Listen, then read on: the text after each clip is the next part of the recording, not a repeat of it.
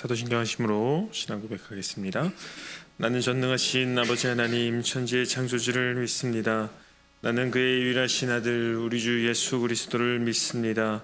그는 성령으로 잉태되어 동정녀 마리아에게서 나시고 본디오 빌라도에게 고난을 받아 십자가에 못 박혀 죽으시고 장사된 지 사흘 만에 죽은 자 가운데서 다시 살아나셨으며 하늘에 오르시어 전능하신 아버지 하나님 우편에 앉아 계시다가 거기로부터 살아있는 자와 죽은 자를 심판하러 오십니다.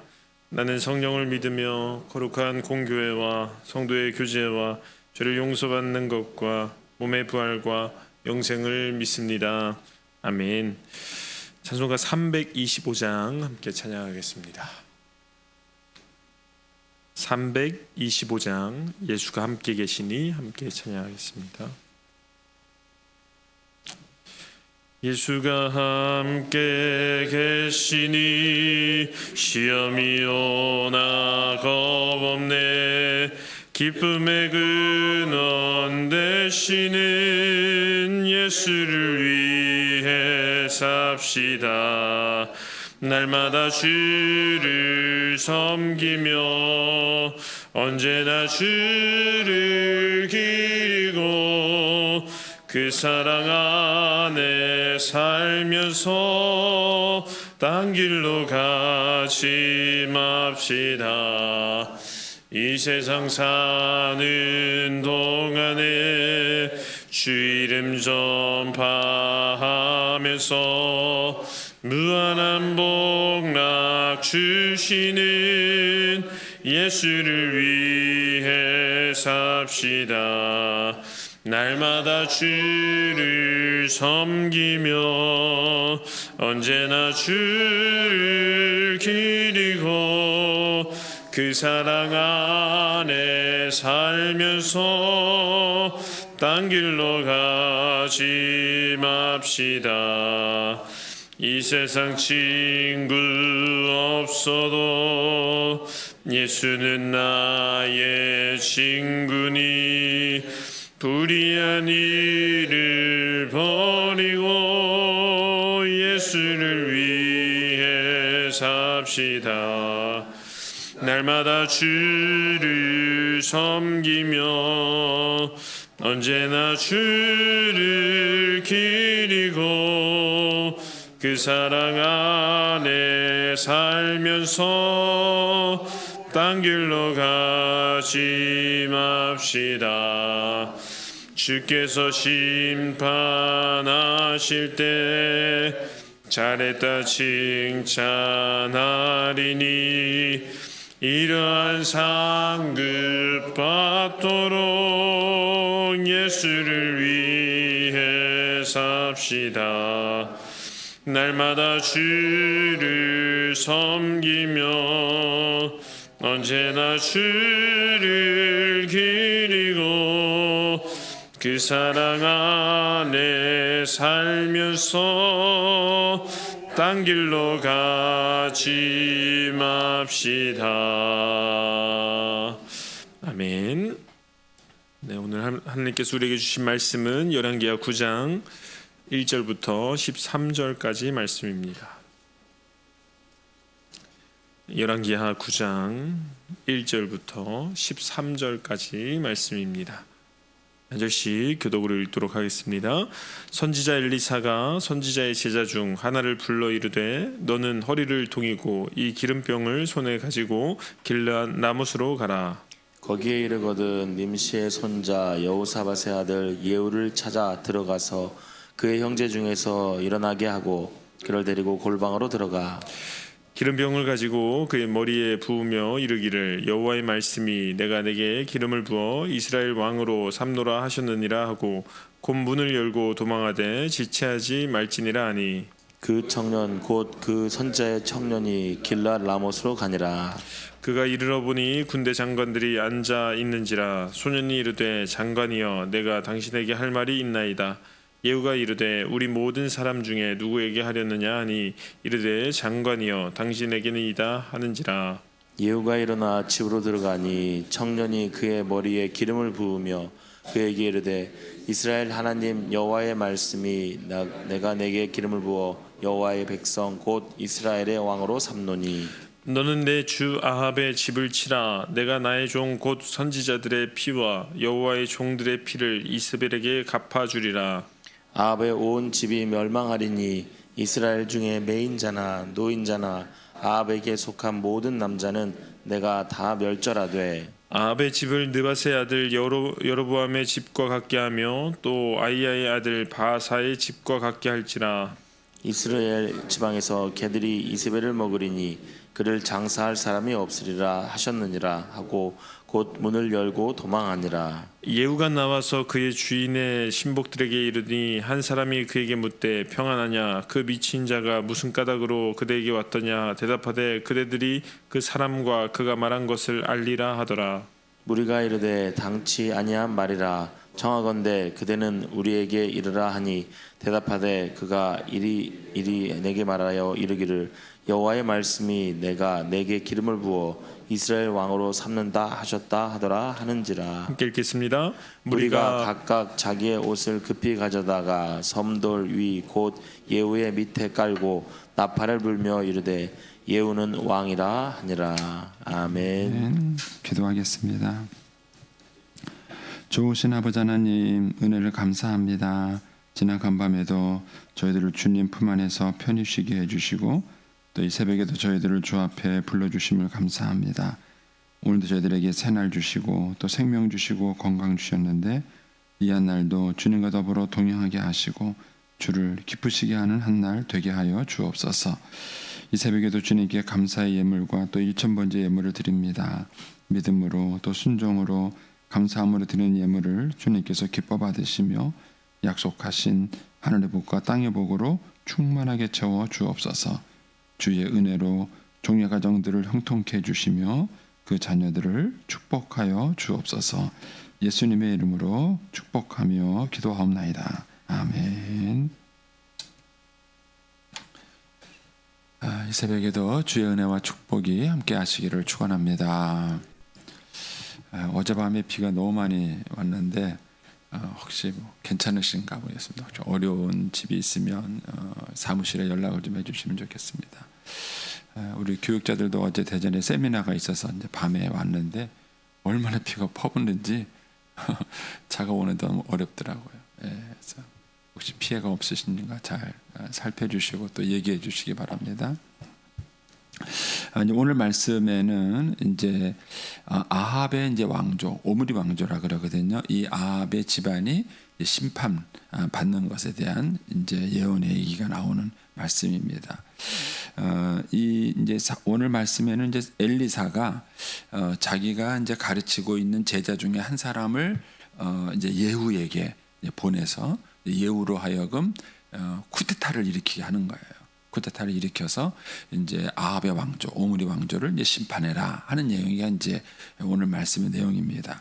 자, 먼저 1절부터 이제 3절에 보면은 엘리사가 그 종에게 그 제자에게 하는 얘기가 나오죠. 1절 보시면 선지자 엘리사가 선지자의 제자 중 하나를 불러 이르되 너는 허리를 동이고 이 기름병을 손에 가지고 길르앗 라못으로 가라. 거기에 이르거든 nim시의 손자 여호사밧의 아들 예후를 찾아서 그의 형제 중에서 일어나게 하고 그를 데리고 골방에 들어가 기름병을 가지고 그 머리에 기름을 부으며 이르기를 여호와의 말씀이 내가 내게 기름을 부어 이스라엘 왕으로 삼노라 하고 곧 문을 열고 도망하되 지체하지 말라 이렇게 말합니다. 엘리사가 직접 가지 않은 것은 이미 엘리사는 이 시기에 굉장히 이미 주목되는 인물이죠. 큰 인물입니다. 그러니까 엘리사가 원래 이동하고 움직이는 것에 대해서는 사람에게 주목을 받을 수밖에 없고 거기서가 이제 이 예후를 왕으로 삼는 일을 하게 되면은 이건 쿠데타를 막 공개적으로 하는 것과 마찬가지잖아요. 예, 그러니까는 엘리사가 움직일 수 없는 것이죠. 그래서 이제 엘리사의 제자 중에 젊은 청년 제자를 이제 보낸 것이죠. 아무도 이 청년이 움직이는 것에 대해서는 사람들이 주목하지 않는 것입니다. 그러니까 이제 이 제자를 보내서 이제 예후를 기름 부으라 이렇게 얘기를 한 거고 그 다음에 이 제자에게는 그렇게 하는데 빨리 도망가라고 말하는 것이죠. 왜냐하면 이제 쿠데타라는 사실이 밝혀지면은 이거는 뭐 다 죽는 거니까는요. 예, 그러니까 이제 그렇게 해서 일을 진행시키는 걸 봅니다. 이제 4절 이하에 가면 이제 그 청년이 이제 시키는 대로 하죠. 그 선지자 청년이 길르앗 라못으로 갔다. 아마 이 길르앗 라못은 지형적인 위치로 봤을 때 이제 아람과의 전쟁하는 위치에 있었기 때문에 여기에 이제 군인들이 이제 모여 있던 것으로 이제 추측이 돼요. 이제 거기 가니까 이제 5절에 보니까 군대 장관들이 앉아 있는 것이죠. 이 장관이 와가지고 아마 이 청년이 이제 왕에게 무슨 전달, 그 장관에게 전달할 말이 있습니다. 그러니까 아마 이렇게 얘기를 했을 것입니다. 그러니까 이제 누구냐 하고 했는데 이 청년이 얼마나 그 하찮은 사람으로 이제 보였냐면은 거기에 11절 가서 보면은 그 장관들의 한 얘기가 나오죠. 예후가 나와서 그의 주인의 신복들에게 이르니 한 사람이 그에게 묻되 평안하냐? 그 미친 자가 무슨 까닭으로 그대 왔느냐? 그러니까 이 청년을 미친 사람 취급했어요. 그만큼 하찮은 인물이었던 것이죠. 하찮은 인물이고 별 대수롭지 않게 여기는 사람인 것입니다. 이제 이 청년이 와서 이제 얘기를 하는 거예요. 할 말이 있습니다 하고 얘기하니까 무슨 말이냐? 그러니까 이제 누구에게 할 말이 있는 거냐? 그러니까 예후에게 할 말이 있다. 이렇게 얘기를 하죠. 그러니까 이제 무슨 말이냐? 그러니까는 은밀하게 할 말이 있습니다. 이렇게 얘기를 한 거예요. 그래서 예후랑 이 젊은 청년이 단둘이 이제 그 6절에 보면은 집으로 들어갔다. 그러니까 아마 이제 은밀한 방으로 단둘이 있는 방으로 이제 들어간 것이죠. 그렇게 되니까 이제 이 젊은 선지자가 얘기를 하는 것이죠. 하나님이 당신을 이스라엘의 왕으로 삼았다. 그런데 이제 이스라엘의 왕으로 삼은 이유가 뭐냐? 거기 7절부터 10절에 보면은 결국 아합의 집에 대한 심판을 예언한 얘기를 하게 되는 것입니다. 그런데 이제 이 예언의 말씀은 이미 오래전에 그 엘리사를 통해서, 아니 엘리야를 통해서 하나님께서 하신 말씀입니다. 열왕기상 19장을 한번 좀 찾아보시겠습니까? 열왕기상 19장. 성경 없으신 분들은 그냥 보시면 됩니다. 제가 읽어드리겠습니다. 열왕기상 19장 15절입니다. 551쪽에 551페이지 열왕기상 19장 15절입니다. 여기에 보면 그 이제 엘리야가 이제 탈진이 오죠. 탈진이 와가지고 이제 피하여 있을 때 하나님께서 그때 엘리야를 회복시키면서 엘리야에게 하신 얘기입니다. 거기 15절 보시면 여호와께서 그에게, 그는 엘리야를 말합니다. 그에게 이르시되 너는 내 길을 돌이켜 광야를 통하여 다메섹에 가서 이르거든 하사엘에게 기름을 부어 왕이 되게 하고. 이거는 이제 우리가 어제까지 묵상한 말씀에 나오죠. 아람에 있는 왕 하사엘의 기름을 부어서 왕을 세우는 이 일이 나옵니다. 그 다음에 또 너는 님시의 아들 예후에게 기름을 부어 이스라엘의 왕이 되게 하고, 또 아메블라의 사밧의 아들 엘리사의 기름을 부어 너를 대신하여 선지자가 되게 하라. 이미 엘리야 때 이 얘기를 하신 거예요. 근데 엘리야 때 이 얘기를 하신 거고 이것을 실행을 하시는 것이죠. 그러니까 실행을 한 사람은 이제 엘리야는 엘리사만 세우고 승천했어요. 하늘로 승천했고, 그 다음에 나머지 두 개는 엘리사를 통해서 하나님이 지금 실행을 하고 있는 것입니다. 그래서 하사엘을 왕으로 삼는 일은 벌써 했고, 이제 예후를 왕으로 삼는 일을 지금 이제 엘리사가 이제 실행을 하고 있는 것입니다. 그리고 이제 우리가 예후에게 말한 7절에서 그 10절에 나와 있는 그 아합의 집을 심판하라는 얘기는 엘리사를 통해서 이미 또 하신 얘기입니다. 이거는 열왕기상 21장 20절로 가보겠습니다. 열왕기상 21장 20절.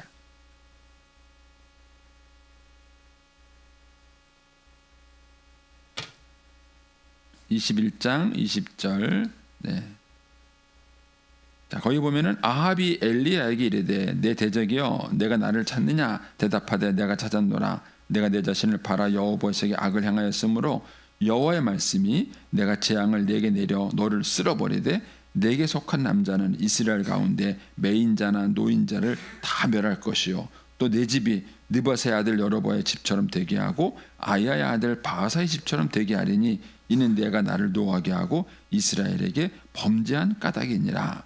이세벨에게 대하여도 여호와께서 말씀하여 이르시되 개들이 이스라엘 성읍 곁에서 이세벨을 먹을지라. 아합에게 속한 자로서 성읍에 죽은 자들은 개들이 먹고 들에서 죽은 자는 공중의 새가 먹으리라 하셨느니라. 이렇게 예언을 했어요. 이거는 이제 아합에게 직접적으로 얘기를 한 예언이죠.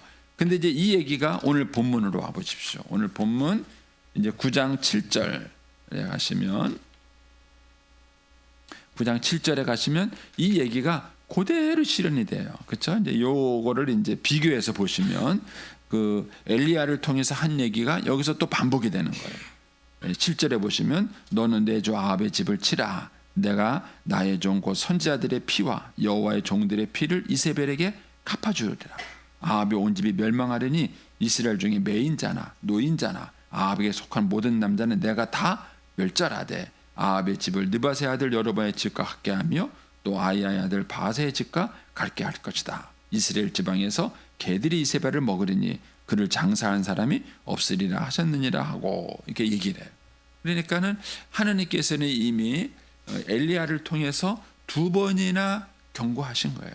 예, 경고하신 거고, 그리고 난 다음에 이제 오늘 이 예언이 실천이 되는 것들을 이제 볼 수 있습니다. 여기서 이제 우리가 배우게 되는 것이 있어요. 그러니까 하나님께서 아합의 집을 심판하는 것이 목적이라면은 굳이 이렇게 시간을 끌 이유가 없죠. 그러니까 하나님께서 그 심판을 실행하시면 돼요. 근데 하나님께서 아합의 집을 계속 경고하시면서 시간을 끌으세요. 이거는 하나님께서 아합의 집에 회개할 기회를 주신 거예요. 회개할 기회를 주시는 거고, 그 다음에 또 한 가지 하나님께서 이렇게 미리 얘기를 하시는 것은 회개하라는 뜻이에요. 예. 아니면 뭐 얘기할 게 뭐가 있어요? 근데 콱 때리면 되죠. 때리면 되는데 너 엄마한테 혼난다. 계속 그러면 혼난다. 그게 뭐예요? 하지 말라는 거예요. 하지만 혼나게, 엄마는 혼내고 싶지 않으니까 하지 말라는 얘기예요. 그런데 그 말을 귀담아 안 들으니까는 결국 한 대 맞는 거죠. 뭐. 지금 이제 하나님께서 이 아합의 집에 이렇게 계속해서 경고하시는 것은 뭐냐면 그를 회개하고 돌이키게 하기 위한 것입니다. 그래서 저와 여러분이 인생을 살아가면서 이 살아간다는 것, 산다는 것 자체는 하나님이 우리에게 주시는 기회예요. 그러니까는 성경적 관점에서 보면은 우리에게 남아 있는 것은 심판입니다. 우리가 죽는다는 얘기는 심판받는다는 얘기고 우리의 삶을 평가받는다는 얘기예요. 그리고 지금은 그 기회를 살아가고 있는 거예요. 그런데 문제는 그런 의식을 우리가 갖고 있지 않습니다. 그러니까 결국은 우리의 삶에서 자꾸 실수가 오고 잘못된 것이 오는 이유는 이런 하나님의 말씀을 귀담아 듣지 않았기 때문에 그런 것입니다. 그래서 저와 여러분에게 인생에 살아가면서 주어진 모든 것들은 기회예요. 기회고 하나님께서 이 시간에 우리에게 삶을 돌이킬 것을 얘기해 주고 있는 것입니다. 그다음에 또 한 가지 이제 우리가 묵상하게 되는 것은 뭐냐면은 하나님께서는 우리에게 말씀을 하셨고 그리고 그 말씀을 반드시 진행하시는 분이 하나님이세요. 그렇다면 말씀을 가볍게 보시면 안 돼요. 말씀을 가볍게 보시면 안 됩니다. 저는 이제 평생 목회자로 살아왔고 이제 하나님 말씀을 가르치는 사람으로 살아왔어요. 나름대로 하나님 말씀을 사랑했다고 생각했고 그리고 이제 하나님 말씀을 이렇게 전한다고 생각했는데 나이가 들어가면 들어갈수록 더 많이 깨닫는 것은 내가 이 말씀을 너무 가볍게 봤다는 것을 깨달아요. 이 말씀이 이런 뜻이었구나. 내가 왜 이 말씀을 가볍게 생각했지? 가볍게 생각한 거예요. 근데 이 말씀을 내가 조금 더 일찍 진지하게 생각했으면 인생이 그렇지 않을 텐데. 지금도 똑같습니다. 지금도 똑같은 것이 이제 그런 얘기를 종종 많이 들어요. 목사님을 조금 일찍 만났으면 이런 얘기를 들어요. 목사님을 조금 일찍 만났으면 그리고 또 목사님을 통해서 배운 거를 내가 조금 더 일찍 배웠으면 이런 얘기를 저는 많이 들어요. 근데 결국 그 얘기는 그분이 하나님의 말씀을 진지하게 생각하지 않았다는 거예요. 그 말씀을 진지하게 생각했고 그 말씀을 진지하게 받아들였으면은 그렇게 후회할 일을 안 만들었다는 거예요. 그런데 우리가 하나님 말씀을 생각보다 진지하게 생각하지 않습니다. 단적인 예로 여러분들이 하루의 생활 중에서 성경을 읽는 일에 얼마나 시간을 투자하세요? 그리고 그 성경을 묵상하는 일에 얼마나 시간을 투자하십니까? 그리고 여러분들이 지금 살아가는 그런 삶의 기준, 어떤 목표, 남은 생애 이런 것들을 검토해 볼 때 하나님의 말씀의 기준을 가지고 여러분들이 결정하고 판단하는 것이 몇 가지가 있어요. 이런 것들을 돌이켜보면 의외로 생각보다 우리는 이 말씀을요 그렇게 가볍게 봐요.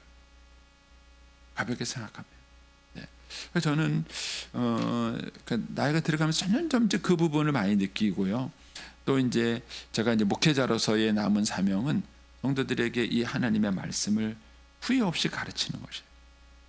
그래서 내가 말씀을 몰랐기 때문에 또 말씀을 배우지 못해서 내가 이렇게 됐다는 얘기를 안 듣게 하는 것입니다. 그래서 여러분들이 이 하나님의 말씀을 얼마나 이제 귀하게 여기는가. 그러니까 시편 기자가 그런 말이죠. 주의 말씀은 내 발의 등이요 내 길의 빛이니이다. 그런데 내가 고난 당하기 전에는 그릇 행하였더니 내가 고난 당한 후에 주의 말씀을 내 마음에 두었나이다. 이런 얘기를 해요. 그러니까는 하나님의 말씀이 정말 인생의 길인가? 하나님의 말씀은 인생의 빛인가? 그러면 조병호 박사님을 제가 또 만나면서 도전받은 게 저는 이제 어렸을 때부터 이 성경책이 두꺼워요. 두껍지 않아요? 네? 두껍죠. 그래서 이제 1년에 한 1독이나 하면 좋다. 그리고 또 제가 이제 젊었을 때 훈련받은 목사님들의 이제 훈련 받은 내용들의 많은 것들은 성경을 1년에 1독하는 훈련이었어요. 그래서 저는 이제 젊었을 때 그 훈련을 했기 때문에 성경을 어떻게 1년 동안에 이렇게 1년에 1독하면서 성경을 이제 배우는가 하는 그 초점을 맞추고 했습니다. 근데 이제 조병호 목사를 만났는데 조병호 목사님 뭐냐면 성경은 얇은 책이라는 거예요. 이게 얇어? 이게 어떻게 얇어? 근데 이제 그분이 얘기해요. 이 하나님이 우리에게 가르쳐 주신 진리의 양에 비하면 성경은 얇은 책이라. 이 속에 우리의 삶의 모든 것들이 담겨져 있는 거예요. 그렇게 생각해 보니까는 성경은 얇은 책이에요. 1년에 한 번 읽어서는 안 될 책이에요. 1년에 한 번 읽어서는 안 되죠. 개념을 바꾼 거예요. 제가 그 개념을 바꾸면서 이 생각을 왜 못했을까?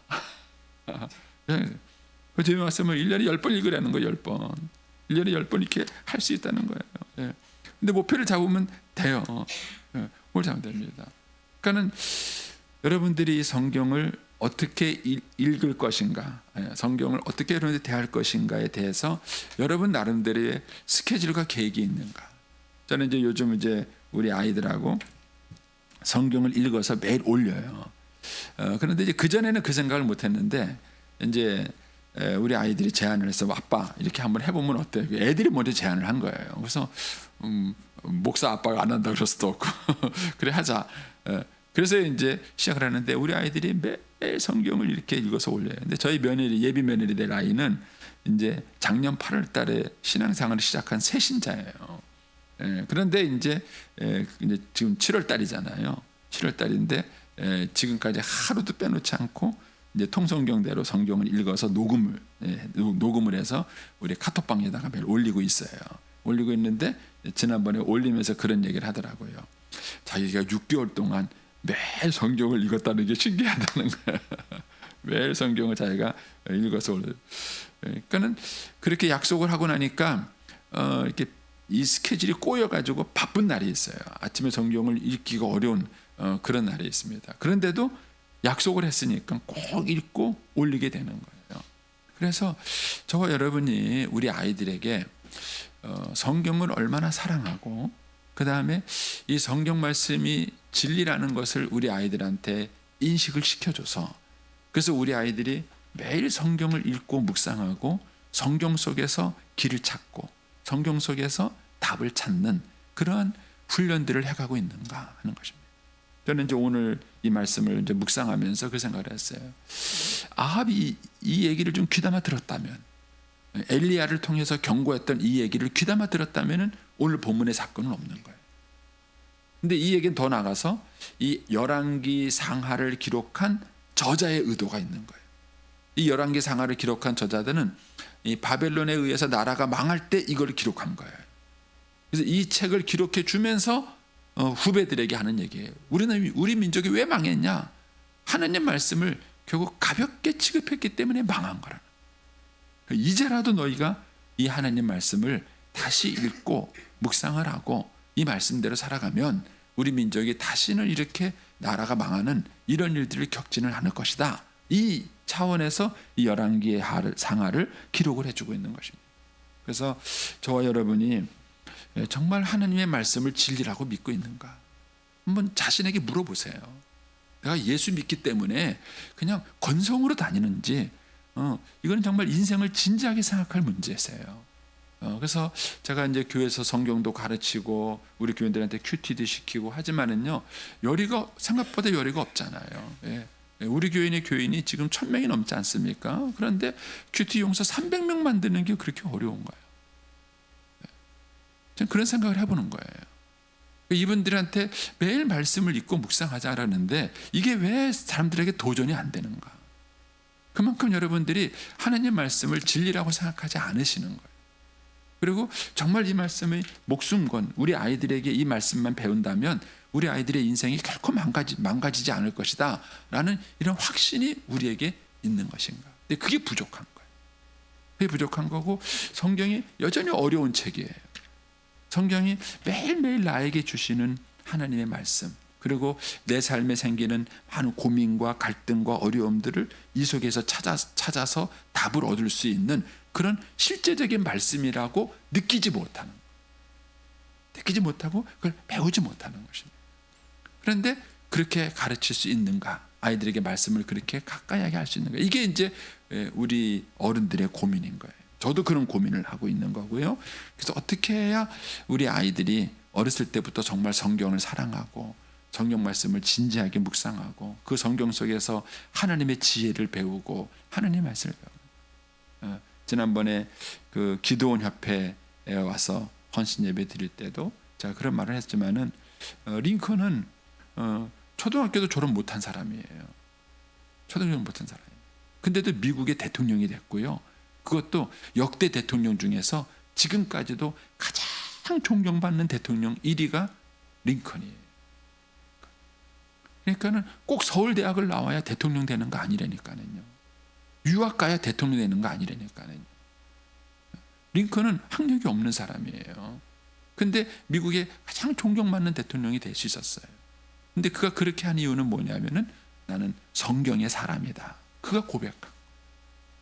나는 성경. 워너메이커 전 세계적으로 백화점이라는 개념을 처음 생각해내고 백화점을 최초로 설립한 사람이 워너메이커라는 사업가예요. 그분이 이제 CBMC라는 이런 이제 사업도 하고 이렇게 하시는 분인데, 그분이 그런 거예요. 그분도 어렸을 때부터 성경을 사랑하고 성경을 배우면서 어렸을 때부터 성경대로 살아가는 걸 배웠던 사람인 것입니다. 그래서 그런 면에서 오늘 하나님의 말씀이 예언했고 그 예언대로 성취되는 모습을 그대로 봅니다. 그렇게 해서 이제 내일 또 묵상하겠지만 예후를 통해서 하나님께서 결국은 이 일을 이루시는 겁니다. 그래서 하나님의 말씀을 우리가 얼마나 진지하게 생각하는가, 거기에 이제 저와 여러분의 인생, 우리 아이들의 인생의 운명이 달린 것입니다. 그리고 이 아이들이 하나님 말씀을 진지하게 생각한다면 말씀 속에 하나님께서 길이 있는 거예요. 결국은 역사의 흐름을 이렇잖아요. 오므리 왕조가 망하고 이제 예후 왕조가 세워지는 겁니다. 인간적으로 보면은 그냥 이 왕권이 약해지면서 그 다음 사람이 쿠데타를 일으켜서 이거를 세웠구나. 그 역사의 흐름이에요. 근데 그 뒤에는 뭐가 있었느냐? 하나님의 디자인이 있었던 거예요. 하나님의 예후의 아합의 집을 심판하시고 이제 하나님의 뜻을 이루는. 그래서 하나님의 예후를 지명하신 거예요. 그래서 예후가 똑똑해서 왕이 된 게 아니에요. 하나님의 예후를 지명했기 때문에 하나님의 예후를 왕으로 만든 거예요. 그렇다면은 하나님의 말씀을 알면 뭐가 보이느냐? 역사가 보여요. 제 얘기를 안 믿으시네요. 하나님의 말씀을 보면 역사가 보여요. 역사의 주관자이신 하나님이 이것을 흘러가게 하는 것이 보여요. 그래서 결국은 이 말씀을 따라간다는 얘기는 정말 우리 아이라 하여금 미래를 준비하는 거예요. 그게 하나님 말씀이 가지고 있는 능력입니다. 그것이 결국은 하나님께서 어떻게 이 세상을 만드시고 디자인하고 이끌어 가시는가 하는 것입니다. 그래서 저와 여러분이 말씀에 대한 확신을 가지시고 정말 이 말씀을 진지하게 생각하신 부모님들이 되시고, 그리고 또 우리 아이들에게도 정말 이 말씀을 진지하게 대하면서 우리 아이들이 커갈 수 있도록 그렇게 잘 안내할 수 있게 되기를 축복합니다. 기도하겠습니다. 오늘은